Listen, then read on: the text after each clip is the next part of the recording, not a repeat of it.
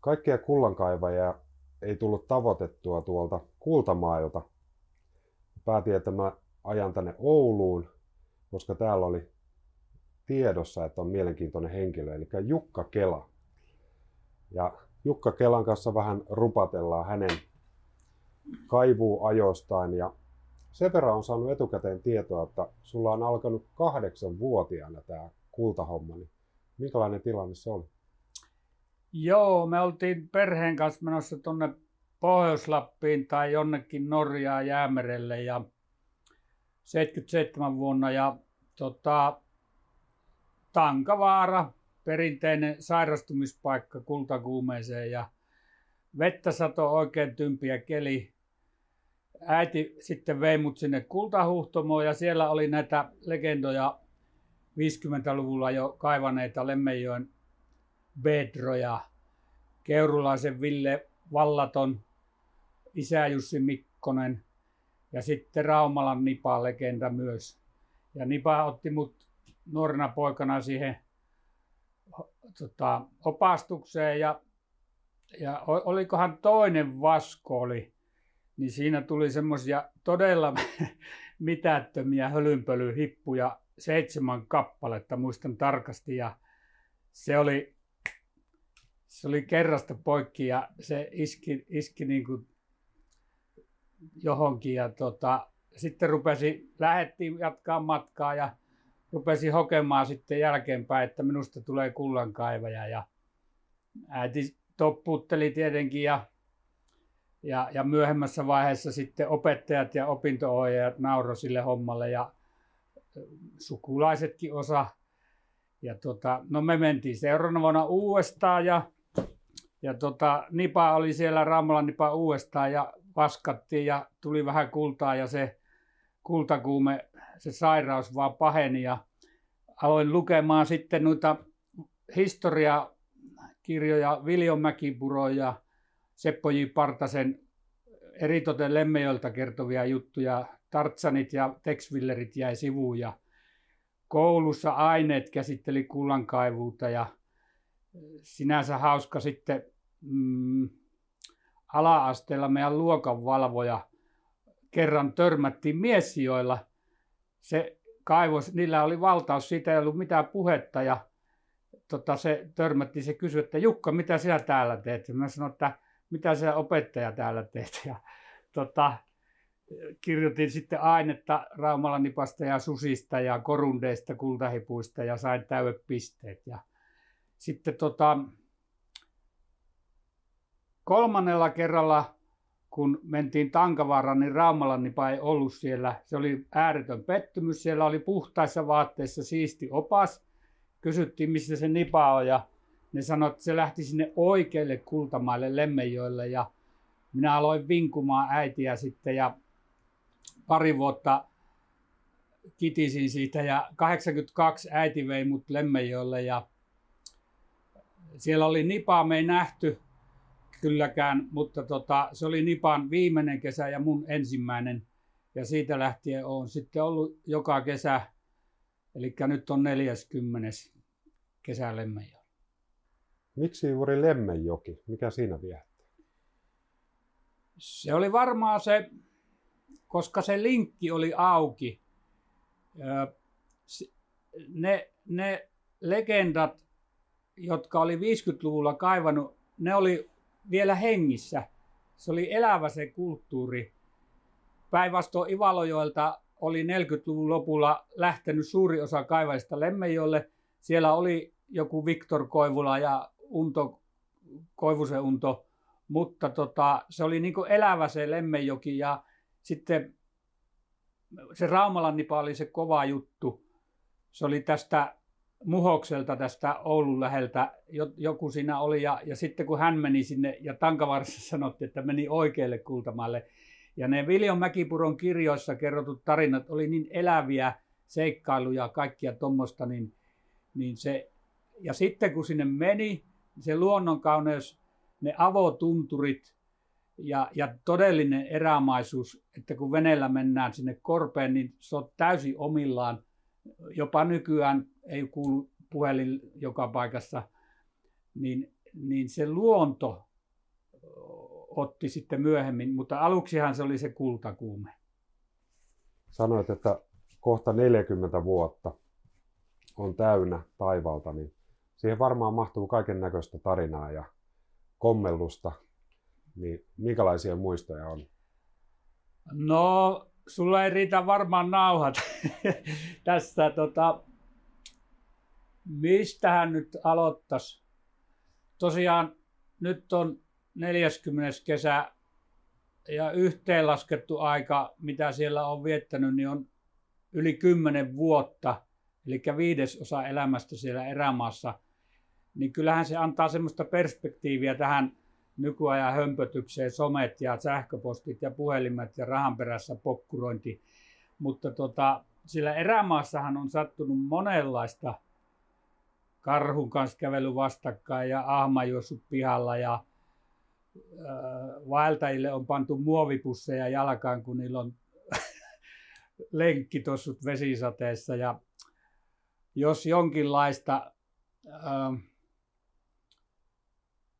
sitten perustin Miessinmaan kyläyhdistyksen vuosituhannen vaihteessa elvyttämään tätä kullankaivuperinnettä. Ja meillä oli hyvin aktiivista toimintaa. Meillä oli lieteallasuinnin maailmanmestaruuskilpailut monta kertaa. Sitten oli rosvopata-ilta, rosvopaisti-ilta, Essi Simberg esiintymässä. Sitten mulle tuli J. Karjalainen Lännejukka kokoonpanolla 8 vuoden houkuttelun jälkeen. Ja sitten oli eräänä kesänä Jaakko Laitinen Väärä raha. Sitten oli lastenjuhlat, missä oli Jäkäläpään lentokentällä pesäpalloa, jalkapalloa, sählyä, makkaranpaistoa, leijanlennätystä, vaahtokarkkia, Angry Birds manuaalpeliä. Tämmöistä hyvin aktiivista toimintaa, ja mikä nyt on tosiaan valitettavasti kaivoslain myötä hiipunut. Ja niitä kommelluksia, niitä kyllä riittää.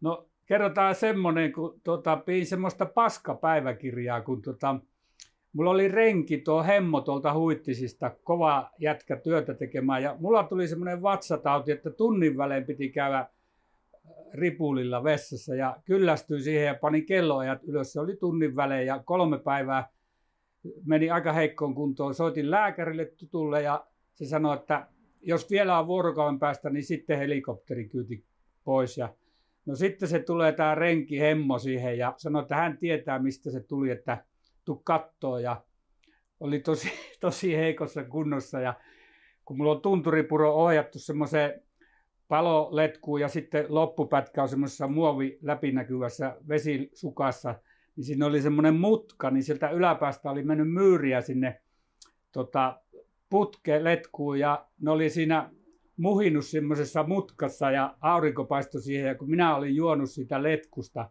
ja tämä Hemmo ei, se näytti sitä, niin mulla tuli viimeisetkin mahasta pihalle saman tien. Mutta se parani sitten, se oli semmoinen reissu. Juu, sitä Miessinmaan kyläyhdistys kautta näistä tempauksista tunturissa, niin minähän tykästyin 98-99 tuohon J. Karjalaisen Electric Sauna-bändin soitantaan ja kävin keikolla ja kerroin tästä Pehkosen kurusta, olisiko hieno tulla soittaa. Ja 8 vuotta meni vain, ja itse Jukka Karjalainen sitten ehdotti, että nyt hänellä olisi tämmöinen kokoonpano kuin Lännejukka. Viulussa Ninni Poijärvi, kitarassa Mika Kuokkanen ja banjossa J. Karjalainen. Ja hän ehdotti itse, että voisi tulla soittaa, ja sehän tosiaan kesti vain 8 vuotta ja kukaan ei uskonut tätä juttua, ja siitä lähetettiin salaisia kutsuja kaiveille, ettei sinne tule ylimääräistä väkeä, ja 2006 sitten keikka toteutui ja se oli ikimuistoinen juttu. 64 kaivajaa, 1 poromies ja 2 vaeltajaa tuli sinne, ja keikan jälkeisenä päivänä sitten käveltiin siellä tunturissa ja Karjalainen sanoi yhtäkkiä vaan, että I dig gold. Ja otin olkapäästä kiinni, että mitä? Ja sitä hoettiin sitten saunan lautella, I dig gold, tämä on kova juttu. Ja kysyin, että mitä maksaa, sanoin, että ei mitään. Ja mä sitten suojasin sen ja J suunnitteli tämän logon, soralentaa kautta kultahiput ja 1800-luvulta fontti, jota ei löydy Googlesta. Ja tähän keikkaan liittyen hauska tarina. Keinäsen Timppa, edesmennyt kaivaja, niin hänelle oli tullut 2 vaeltajarouvaa. Kysynyt, että saako laittaa pihalle teltan niin aamupäivällä. Niin Timppa oli sanonut, että joo, ja lähdetään sitten iltapäivällä tuonne J. Karjalaisen konserttiin. Ja ne naiset oli laittanut telttaa ja Timpalla ikkuna auki, se oli kuullut, kun ne sanoi, että ihan hulluja nämä kullankaivajat. Ja sitten ne kävelee iltapäivällä sinne Pehkosen Kurumun manttaalille ja Karjalainen heittää keikan, niin oli nämä vaeltajarouvat ollut hieman ihmeissä. Aivan varmasti. Mites, kun olet J. Karjalaisfani, niin onko joku lempikappale? Onko se Mennyt mies? Niitä on niin paljon. Sanotaan Tyttöni mun just Electric Sauna-levyltä ja sitten Hullun laulu, sehän on aika kova. Se voi kertoa minustakin niin kuin alitajunnassa, mutta kukahan ei uskonut tuohon keikkaan. Ja sitten kun näitä keikkakutsuja vietiin ja sanottiin, että ei saa vuotaa ulospäin, niin yksi kaivaja ei uskonut ja ei tullut. Ja seuraavana päivänä kuuli naapurilta, että se oli oikeasti J. Karjalainen, niin hän totesi mulle, että meinasi vetää ranteet auki sen jälkeen.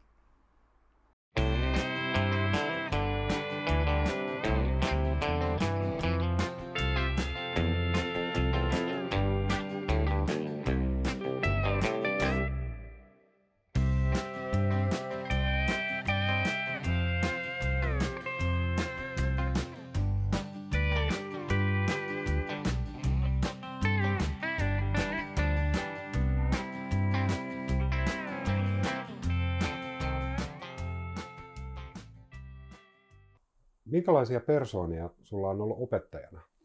Onko ollut tämmöisiä omalaatuisia tai temperamenttisia tai minkälaisia ne on ollut?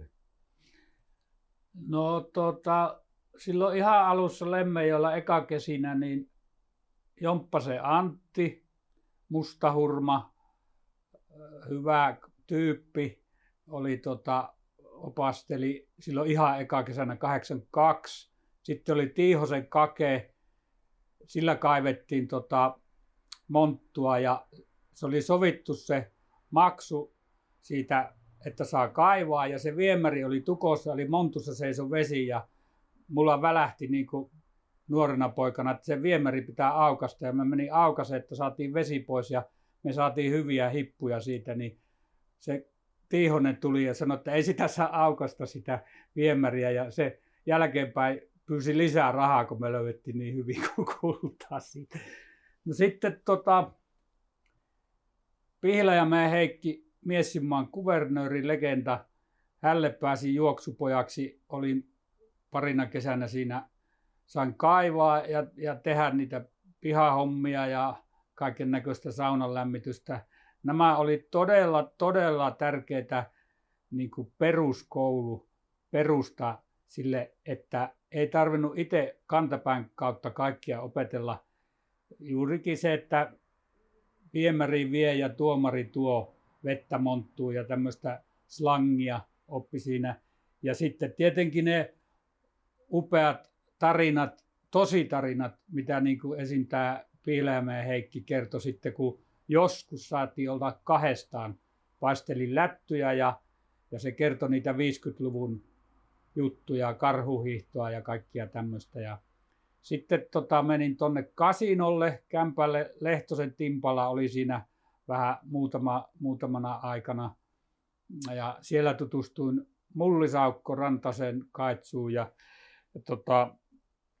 siinähän oli myös monenlaista opintotuntia, eritoten Lehtosen Timpan puolison Helena Hietala, Hurja Helenalta tuli monesti semmoista suoraa palautetta, jos sanotaan näin. Ja sittenhän se meni siihen, että alkoi kyllästyttää se renkinäolo. Mä olin ensimmäisen vaimoni kanssa Jomppastenojalla 90, 92, 91. Ja sitten siinä Miesjoen länsipuolella Pehkosen kurussa kaivoi Esa Kujala. Ja siinä se kuru oli saanut Bernhard Pehkoselta kaivajalta 51 ja 52 nimensä. Ja Esa oli mua pyytänyt monta kertaa rengiksi sinne, mutta sattuneesta syystä en mennyt. Ja sitten kävi semmoinen ikävä tapaus, että Esa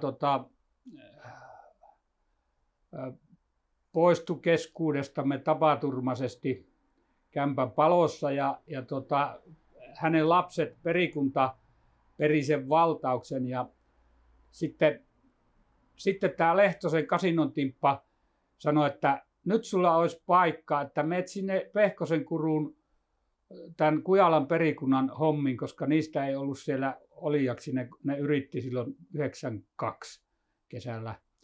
Ja niinhän me sitten hiihettiin sinne toukokuussa 93, vaikka se tuntui, että se on niin syrjässä siitä Miesjoen kaivaja kyläyhteisöstä, mutta sehän olikin täys paratiisi, oma rauha. Ja sitten Metsähallitus simputti ja me asuttiin pressumajassa 3 kesää, eli kevyt pressusta seinät, mitä tuuli paukutti ja maalattia ja 50-luvulta peritty valurauta, pieni kamina, jonka päällä lämmitettiin kiviä ja tehtiin ruokaa. Ja siihen liittyy erikoisempia sattumuksia.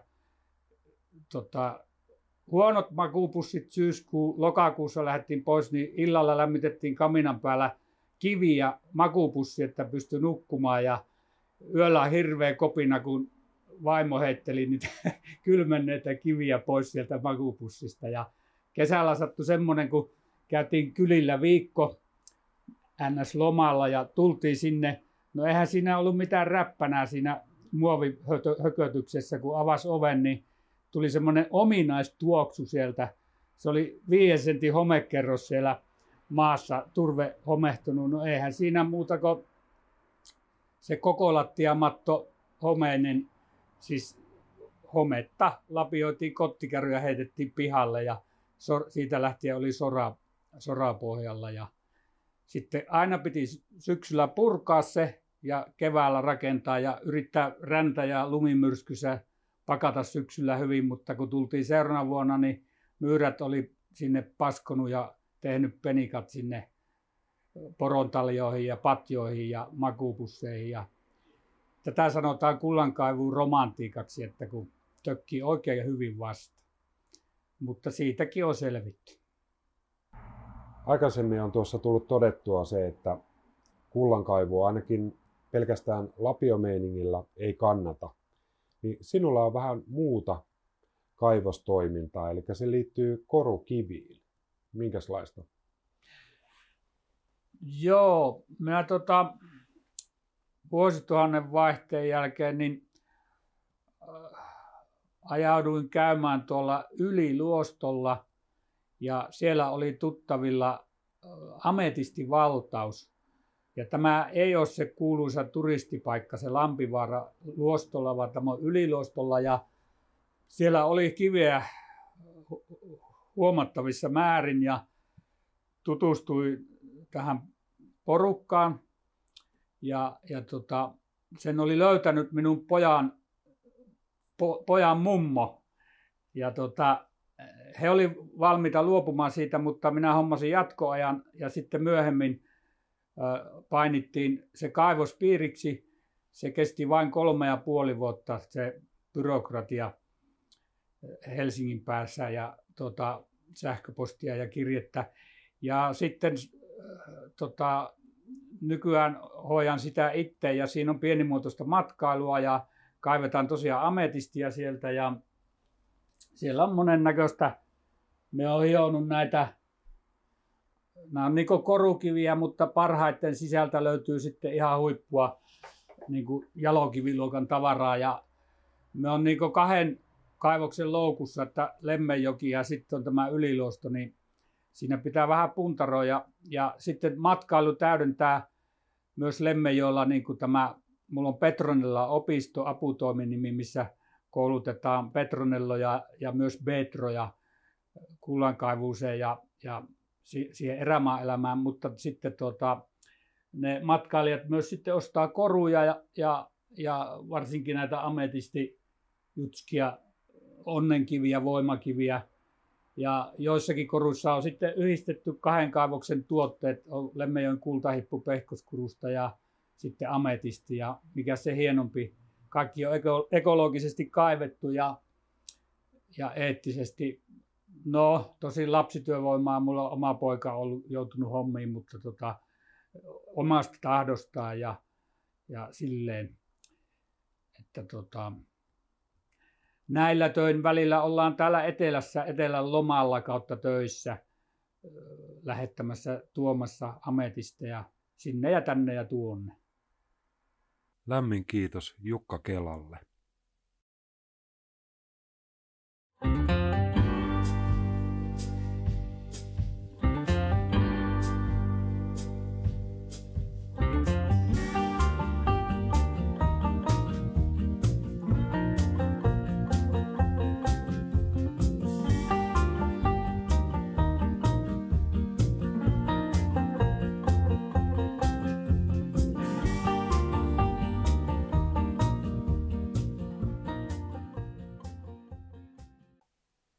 Hippuja on kaikilla, mutta siitä hienosta ei ole tehty oikeastaan paljon mitään koruja. Ja mä oon keskittynyt siihen. Eli hyvin hienoon kultaan. Niin, eli hienoja, kun niitä pieniä Hengettömiä, kyllä.